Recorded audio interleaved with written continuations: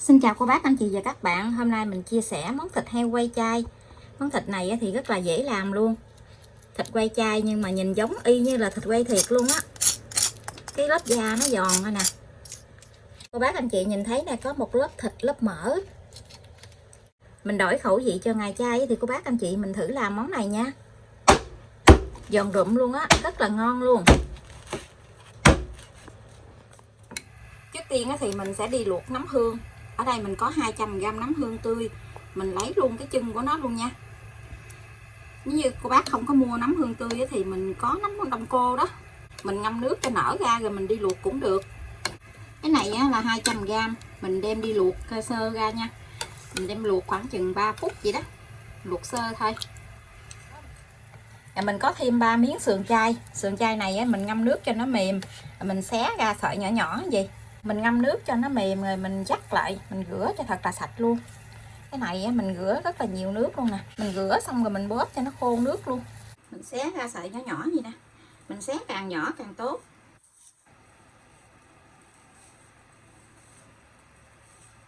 Nấm này mình luộc cho nó sôi lên một dạo như vậy là được. Bây giờ thì mình đi xả nước nha. Mình rửa lại cho nó sạch lại. Nấm hương này thì mình luộc xong rồi thì mình rửa lại cho sạch rồi mình dắt cho nó khô nước như vậy. Bây giờ thì mình cho vào trong cái tô để mình giã cho nó nhuyễn ra nha. Mình lấy cái chài mình giã thì cái nấm hương này mình làm nó mới dai. Còn cô bác anh chị mình xay thì nó nhuyễn nhừ ra, nó không có dai. Mình giã ra vậy nè. Mình giã cho nó nhuyễn vậy là được nha. Và mình sẽ đi xào cái sườn chay với nấm này lên. Mình cho tí xíu dầu vô trong chảo, khoảng chừng 1 muỗng ăn cơm vậy đó. Mình phi tỏi lên cho nó thơm. Cô bác anh chị ăn chay mà không ăn tỏi thì mình làm bằng hành nha. Tỏi trong này nó thơm mà mình cho sườn chay vô. Cùng với nấm mình cũng cho vô luôn. Mình xào lên cho nó thơm á. Cô bác anh chị mình nêm trong này là một tí xíu hạt nêm, tí xíu muối, một tí xíu đường. Cô bác anh chị mình cứ cân chỉnh cho vừa khẩu vị của nhà mình nha. Nhưng mà đừng có nêm mặn quá, mình nêm hơi lạc lạc thôi. Mình cho thêm một tí xíu ngũ vị hương, một chút xíu thôi để cho nó có cái mùi thơm á. Mình xào lên cho nó dậy mùi thơm vậy là được. Vậy thì mình tắt bếp, mình đi chuẩn bị bột nha. Đây mình có 150g bột gạo, 100g bột mì, 50g bột năng. Phần bột này thì cô bác cho là 400ml nước cốt dừa và 100ml nước lạnh nha. Phần nước lạnh này thì mình cho từ từ vô.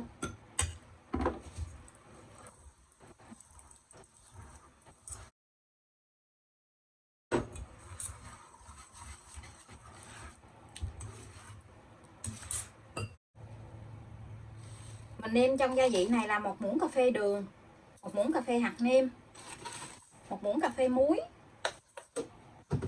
Như cô bác thích bột ngũ vị hương nữa thì mình cho thêm bột ngũ vị hương vào trong cái bột này nha. Còn không thì lúc nãy mình đã xào nhân đó thì mình đã cho ngũ vị hương rồi. Bây giờ thì mình sẽ chia cái bột này ra. Mình lấy ra khoảng 2 giá vậy nè, để mình làm cái lớp da.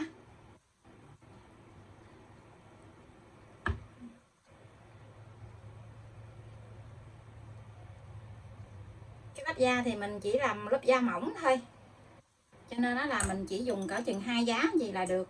Cho khoảng chừng 1,5 giá vô trong cái phần nấm này. Cô bác anh chị mình chia cái phần này ra, mình chừa cái lớp mỡ cho nó hơi nhiều tí xíu á. Cái này là mình làm cái lớp thịt á, trộn sao mình cảm thấy nó hơi xanh xanh gì là được. Cái phần này là phần thịt nè, mình cho vô gì nó mới có cái độ kết dính.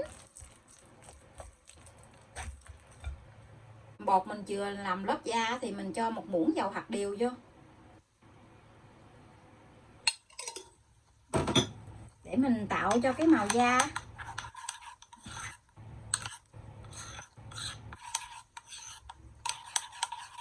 Giờ mình chuẩn bị đi hấp. Ở đây mình có cái khuôn gì nè, mình cho tí xíu dầu ăn vô trong cái khuôn này nè, để cho tí nữa mình lấy ra nó không có bị dính á. Cho một lớp bột màu trắng ở bên dưới. Cái này á, mình tạo cái lớp mỡ á.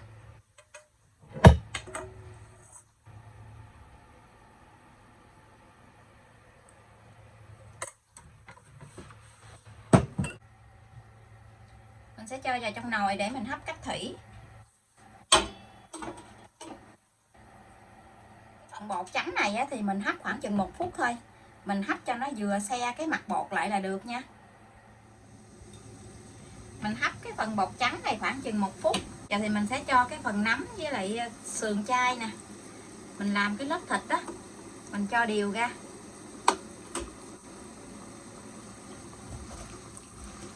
Cái này mình làm 2 khuôn cho nên nó là mình chia ra làm 2. Mình để cho nó đều ra. Mình cho vào trong khuôn rồi thì mình lấy cái giá mình ấn xuống cho nó dẻ lại. Ấn chặt xuống á.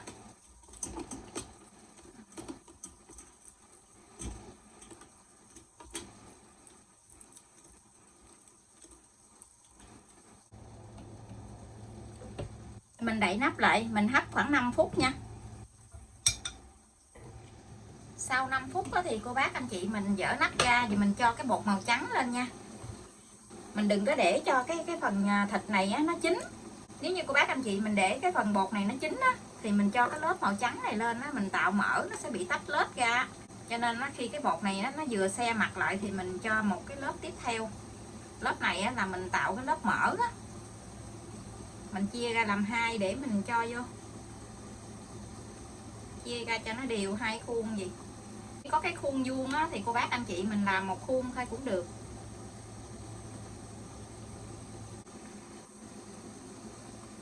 Để nắp lại, mình hấp có khoảng chừng 3 tới 4 phút nha. Cô bác anh chị mình canh á, khi mình thấy cái mặt bột á, nó vừa xe lại là được. Đừng để nó chín. Sau 3 phút rồi á, thì mình sẽ cho cái lớp bột màu da lên. Phần bột này mình cũng chia ra làm 2 luôn. Cô bác anh chị mình đừng có để dày quá. Để dày quá thì mình không thấy giống cái da heo á. Cái này mình làm giả mà. Mình làm giả nhưng mà cũng để cho nó hơi giống một tí xíu. Cái lớp da này thì cô bác anh chị mình canh khoảng 5 ly gì đó. Mình đậy nắp lại, mình hấp cái này khoảng chừng 30 phút nha.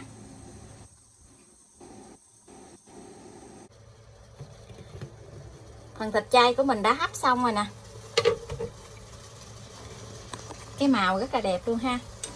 Cô bác anh chị mình muốn coi cái bột này nó chín chưa thì mình lấy chiếc đũa mình xiên xuống, mình lấy chiếc đũa lên mình nhìn thấy nó khô ráo là thịt này nó chín. Mình để nguội mình cho vào trong ngăn mát tủ lạnh đó, mình để qua đêm đó thì nó ngon hơn. Còn nếu như không thì cô bác để cho nó nguội hẳn thì mình hãy lấy ra chiên nha. Phần thịt chay của mình bây giờ nó đã nguội hẳn này, mình sẽ lấy ra để mình đi chiên. Mình dùng cái dao á, mình tách cái phần bên hông này ra gì nè, mình úp ngược xuống. Nhìn giống miếng thịt luôn rồi nè. Lớp da, lớp mỡ, lớp thịt. Lớp mỡ đúng là thịt ba chỉ luôn á. Lấy luôn cái miếng này ra luôn. Nếu như cô bác chưa có ăn á, thì mình cứ để nguyên vậy, rồi mình để trong ngăn mát tủ lạnh hoặc là mình để trong đông đá á. Khi nào mình ăn thì mình lấy ra mình chiên cũng được.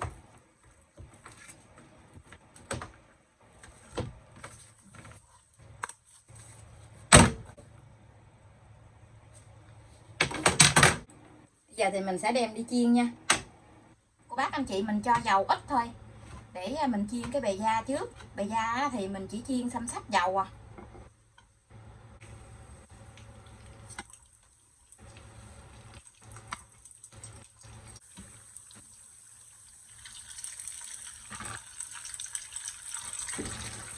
Cái miếng này thì nó dính cái khuôn á, cho nên nó bị chóc cái bên dưới nè, chóc cái phần mỡ.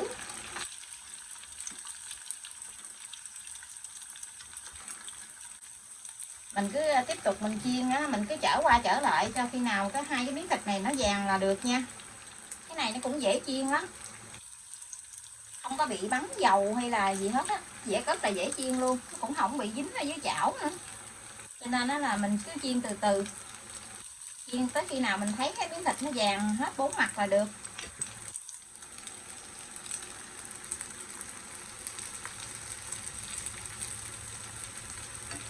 Bây giờ là nhìn giống thịt quay rồi nè, cái da nó giòn quá chừng luôn.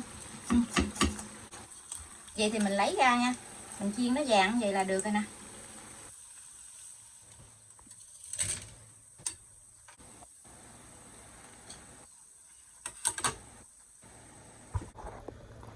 Đây là miếng thịt quay chay của mình đã làm xong nè, nó rất là giòn luôn á, mà cực kỳ thơm luôn. Mình để cho nó nguội tí xíu nữa thì mình hãy chặt ra nha. Có lớp thịt lớp mỡ nè. Miếng thịt quay chay nó nguội rồi, mình sẽ đi cắt ra nha. Nó giòn rụm luôn á. Mình cắt ở bề dưới trước, còn cái bề da thì mình cắt xuống sau, mình sợ nó bể á. Rất là giòn luôn á.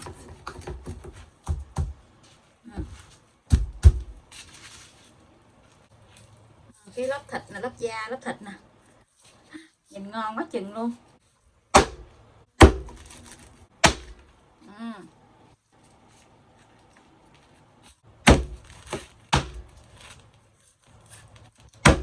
Nhìn nó giòn rụm luôn á, thích quá chừng.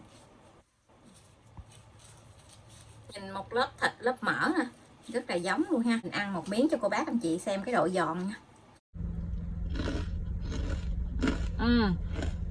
Nó giòn rụm luôn. Mình để thêm tí xíu ngũ vị hương vô á, nó rất là thơm luôn á, cực kỳ ngon luôn. Có cái bạn đó bình luận đó, nói tự làm rồi tự khen luôn, chứ có ai ăn được đâu, có ai nếm thử đâu, không biết nó ngon hay dở. Mà tự mình làm mình tự mình khen thiệt. Tại mình làm á, mình thấy vừa ý của mình á, mình ăn mình cảm thấy ngon.